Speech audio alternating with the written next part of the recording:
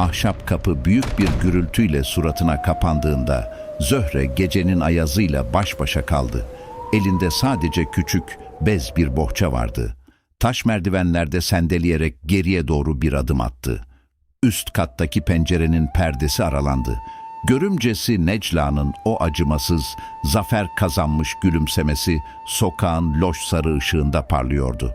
İçeride ise ablasının namusuna laf getirdi, yalanına inanıp karısını dinlemeden sokağa atan Rasim, sırtını kapıya dönmüş, sessizliğe gömülmüştü.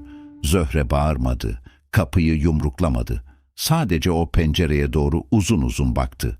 O an sinesinde kopan fırtınaları bir tek gökyüzü duydu. Buz gibi havada köyün karanlık sokaklarında yürümeye başladı. Necla'nın kasıtlı olarak kurguladığı o çirkin iftira, yıllarca emek verdiği yuvayı bir saniyede tuzla buz etmişti. Zöhre o gece o köyü terk etti.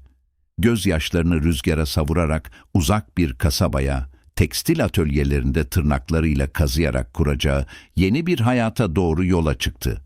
Makine seslerinin, iplik tozlarının arasında geçen yıllar, onun kalbindeki o ince kırgınlığı nasırlaştırdı ama onurunu asla bükemedi.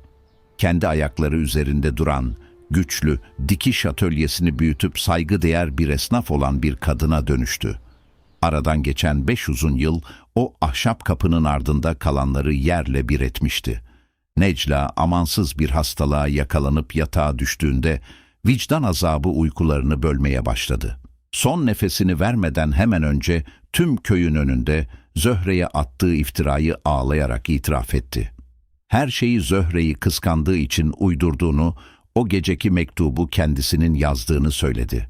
Rasim, duydukları karşısında taş kesildi. Yıllarca haksız yere suçladığı, soğuk kış gecesi sokağa attığı karısının masumiyeti yüzüne tokat gibi çarptı. İçini kemiren pişmanlıkla yollara düştü.